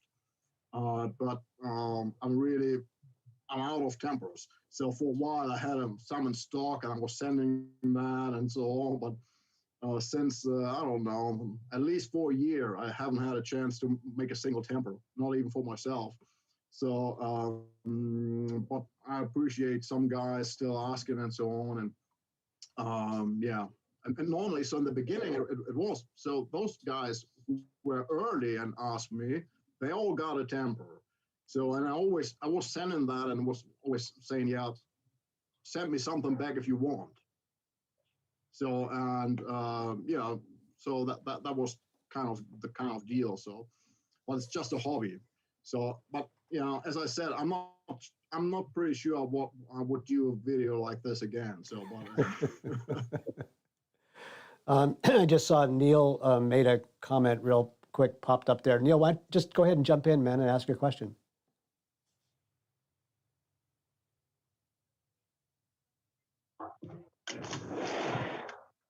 Hello there.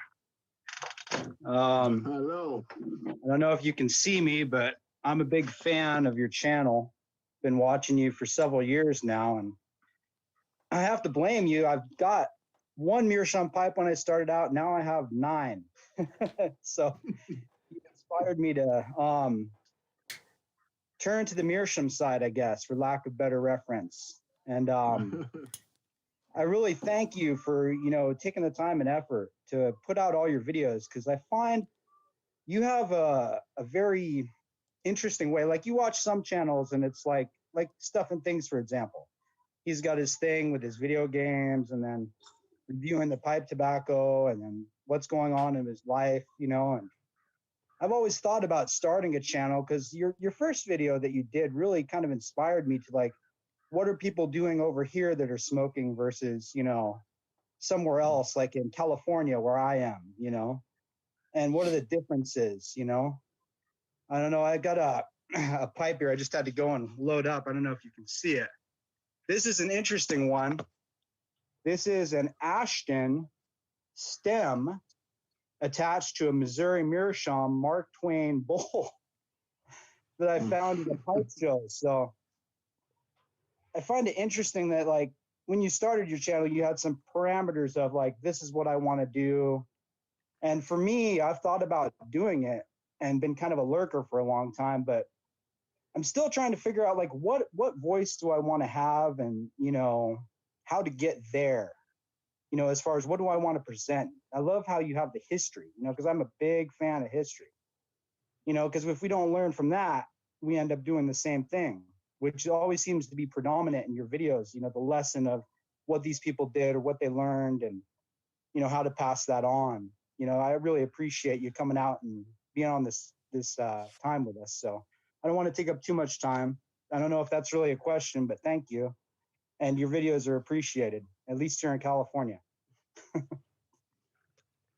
Yeah, thank you so much. I've several good friends on YouTube in California. So yeah, it's like you said, when you start a channel, and I think there's a video done by John about what you think about when you start a channel. And to be honest, I started the channel and had something in mind like Tom does. So every now and then, when there's an opportunity to do a video, and then what my first videos were pretty much about that. Then it changed a bit, and let's say guys like you, they wrote me and said, yeah, the history thing is a great thing, and so on, and we're really interested in hearing about the history stuff and so on. I haven't planned that before, and if I would watch out for the number of watchers on a video, I wouldn't talk about history, because the history videos, they don't sell much. So, but it's not commercialized or whatever. So I do what I like to do, and I really appreciate the exchange with those guys who are interested in that, and it's interested in the combination of tobacco and a bit of history, and having interesting thoughts in exchange. So, and that's what I appreciate. So, and I always so. Nowadays, I'm no longer wondering that if I do just what I call a hardcore tobacco video. So some of my videos are just talking about tobacco stuff very deep. So those videos, they have huge numbers. So, but the other videos, they don't have many numbers. But I'm not interested so much in that. So I really like that. I like going back and forth on these things and so on. Oh, that's a good thing. So, and I really appreciate you watching, and every watcher. And I want to point out that again, everyone who leaves a comment, I read all the comments. But unfortunately, I can't come back on every comment. It really depends on my day. So there are many days, especially now with the Corona thing and so on, and the online teaching and so on, where I really don't have a minute. So I just. But I read every comment, and I really appreciate that so much. Really, it's really a kind community. Something I never expected before when I started the channel. To get so much kindness and so many good comments, and that was what keeps me going. So because, as you said, some of the videos, there's effort in these videos. There's no sense in denying that. So I have to do the research on the tobacco. I have to do the research on the location. I have to drive there, and sometimes even twice. First to see for the setting, what's the right setting, and so on, and then it's the cutting and the comments and so on. So it's not coming without effort, but I get so much back. So just by people like you, so I get so much back. So I'm grateful for that. Mark, is there, I've noticed that you do smoke a lot of times in your videos when you're on location. So does that mean that there's no restriction to outdoor smoking in Germany? Wrong question. We'll edit this part out in post. Normally, I don't especially watch out for these signs.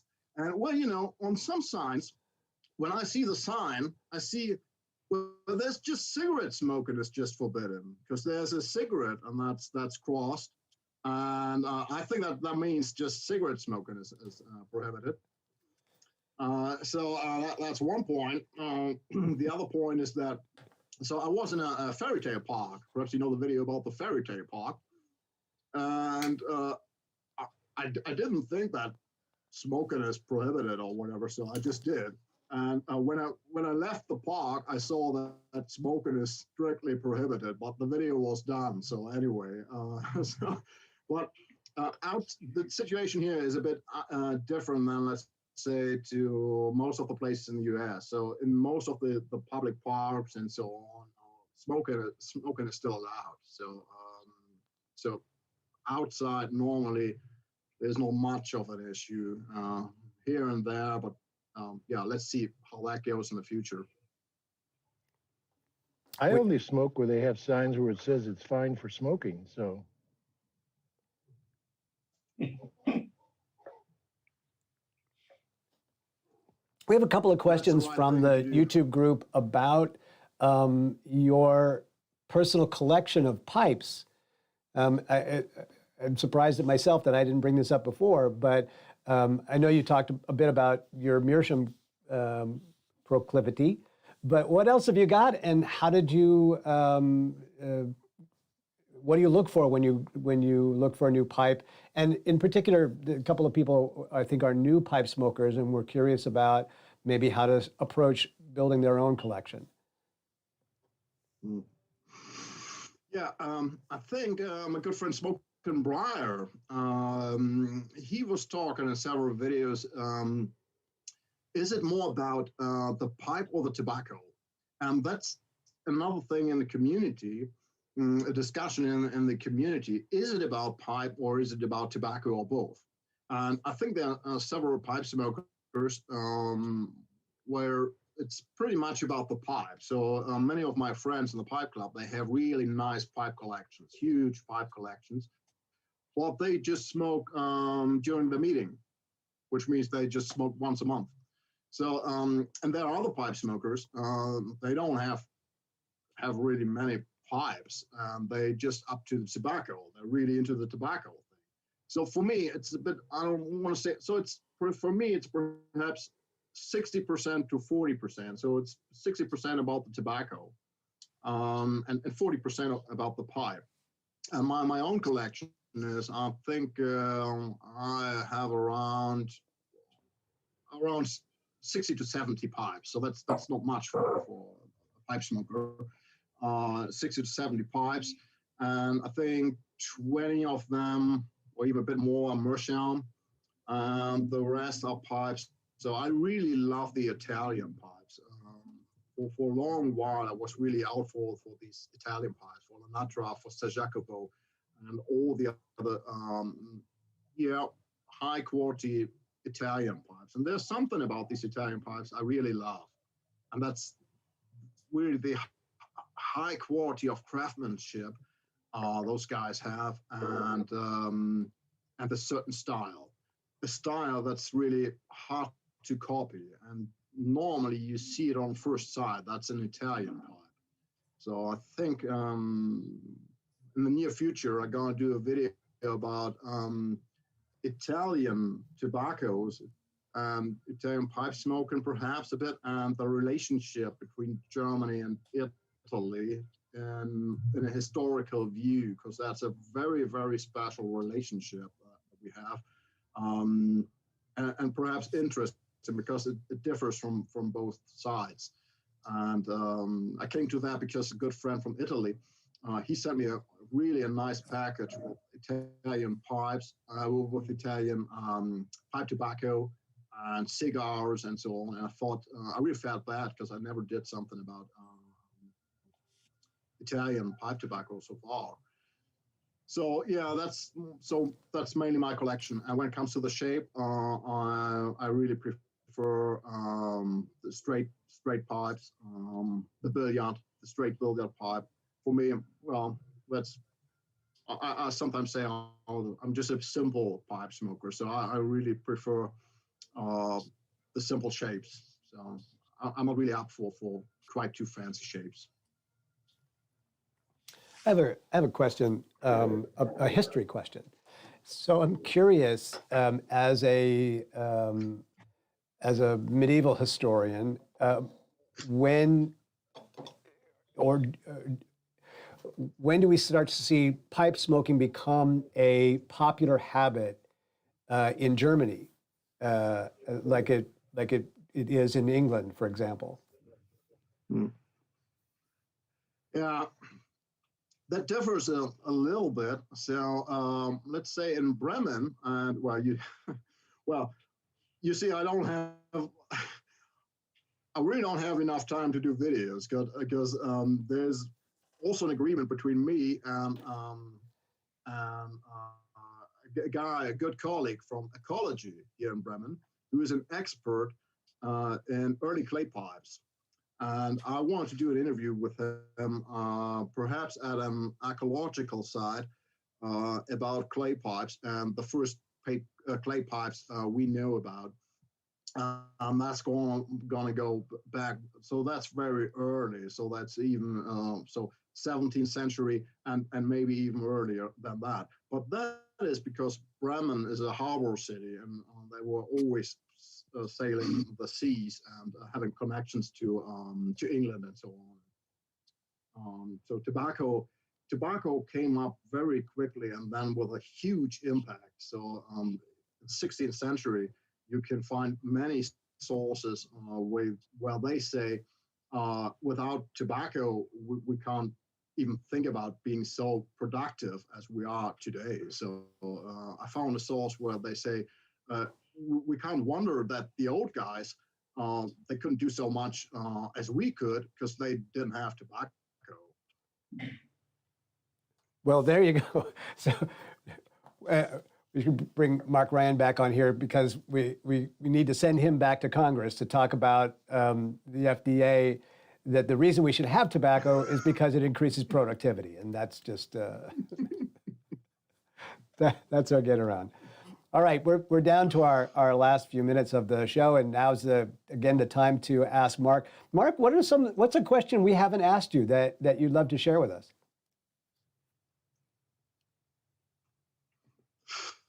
Well, that's the most difficult questions of all. So perhaps I don't know. Perhaps there's something you just wish. So something you want to see on the channel. So I know some guys, they write me, so do a review on this or that. But perhaps there's a certain approach or something that you would like to see, because sometimes there's a different view from the outside, just to the country, the community, and so on, and something you really want to know. So you say, and that would be my question, my interest. Is there something you want to watch, to be shared?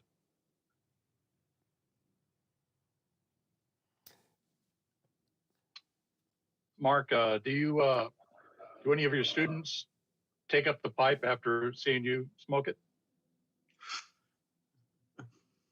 Yeah, that's a different question. Very interesting question. So I know some of my students, they found out about the channel and they're watching the channel, and they show some interest in pipe tobacco. They even asked me several questions about pipe tobacco without even smoking pipes. And I think that's a different generations. And I once said to a student, that's very typical for your generation. You want to get everything, but without taking any risks. So because they're afraid of the health risks. So they don't want to smoke pipes because of the health risk, but they're really interested in me telling what is it like if you do smoke a pipe. So, and I said, yeah, find out for yourself. So there are not many good things in life without taking any risks. So. Here's a great question that we have from one of the guys here in the meeting about if you look at your analytics on your YouTube channel, Mark, can you tell what your male to female viewer ratio is? Because we're talking about, how do we attract more women to come and join the club meeting and hang out with us? Yeah. So, to be honest, I haven't watched my analytics for really a long while. So in the beginning of the channel, I was always watching these analytics, and I saw different things just changing when it comes to the watchers.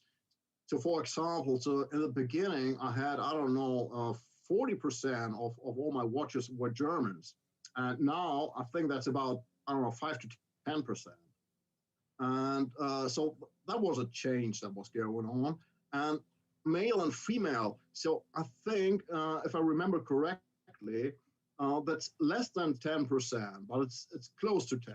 I think 9% or something of my watchers, but they are marked as female. It doesn't mean on the other side there's really a woman. So maybe the computer is just owned by a woman. So you can never be sure about that. And I have very few women leaving comments, but several are. So there are several women leaving comments, but not many. But for example, some couples even seem to enjoy the videos, or because I have there's a very, very funny comment that somebody left on the channel, and he told about a conversation between him and his wife. And so his wife asking, honey, what are you watching? And he said, well, it's the crazy German I told you about. So, and in another comment, he said, he asking his wife, what are you watching? And she said, the crazy German you told me about. So, guess that's my role to play. Bringing couples together through your crazy channel. So we're about out of time for today. The bunch of questions just came up at the very last minute over there on the YouTube channel. So here's what I'm going to tell you guys. Please go watch Mark on his channel, the Bremen Pipe Smoker on YouTube. And go to his channel. If you haven't subscribed to his channel, do that, because you know how to do that. And then you'll be able to ask your questions directly to him. I'm sure he'd be delighted to hear. And also, like the question he just asked you, so he's opening this up to, having you guys contribute to the channel by asking or telling him what you'd like to see as far as new videos for him to make. And he's going to get in there and do it. Mark, you're awesome, man. Thank you so much for being here. Yeah, thank you so much for having me. It was really an honor for me and really fun to join with you guys and everything. Thank you so much for the questions. I think I'm seeing Peter's got some high fives going, right? Excellent. We'd love to have you come back again. I hope that you'll consider being our guest again next year. Every time. It's already next year. So once again, let me just make a couple of comments for the people who didn't hear it a half an hour ago when I sent this. This is the last Virtual Pipe Club meeting of 2020. We're taking a break from having a live meeting next weekend because it's the day after Christmas, Boxing Day. And then when we come back the following week, it's going to be a new year. It's going to be 2021, and we'll have new guests. And I'm not going to tell you who they are because I don't know yet. But we will have some new guests and some old friends coming back to join us again as well. A couple of things to note. Next weekend, although we will not have a live show with people, what I'm going to do is try an experiment of a 24-hour live stream that is a loop of our past meetings with our past guest speakers. So if you missed any of those, you could pop in. You can even watch a rerun, like we used to do when we were kids. What did we do at Christmas time?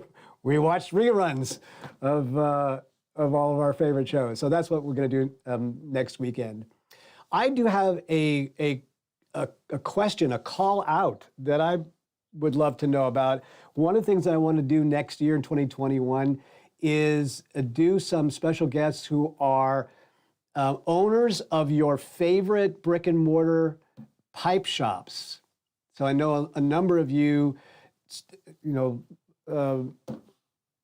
was saying that they're disappearing in a lot of places, but there are some still around that are hanging in there and are old school and are really great places to visit. And I'd love to know if you have one in your neighborhood, and we'll get in touch with them and see if we can get them on the show and do a special guest appearance there in the shop. So if you know one, let me know. Put it on the Virtual Pipe Club page over there on Facebook. Okay, that's all I got. I want to wish everybody a very, very Merry Christmas, Happy Hanukkah, Happy New Year. As I always say every weekend, this is the best part of my week. I get to hang out with you guys, so please stay safe, wash your hands, wear your masks, come back again when we do the next one, because I'd love to see you, and I'd love to see that you're making it into next year. And Mark, Merry Christmas to you too, sir. To you too. All right. Thanks, Buzz. Thanks, David. Be well, you guys. Bye. Merry Christmas to all.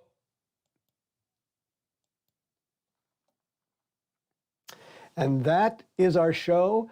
Thank you very much for being here, and I will see you, I don't even know if that's on. I'll see you next time.